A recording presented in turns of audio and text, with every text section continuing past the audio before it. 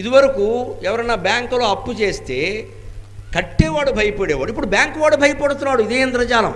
Bank manager చచ్చిపోతున్నాడు, హడిలిపోయి, బాబోయ్ వసూలు అవట్లా, బాబోయ్ వసూలు అవట్లా, నాకు పైనుంచి ఫోన్లు వస్తున్నాయి, వీడు కట్టడం. అప్పు తీసుకున్నవాడు భయపడలేదండి, ఇచ్చినవాడు భయపడుతున్నాడు.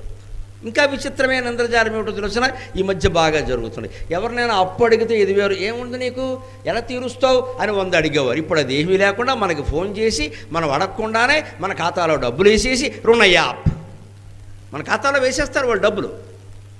3వ రోజు నుంచి మొదలు పడతాడు వడ్డీ. ఇదే ఇంద్రజాలం. ఎంత మారిపోయిందండి పరిస్థితి 20-30 ఏళ్లలో. 20-30 ఏళ్లలో మారిపోయింది.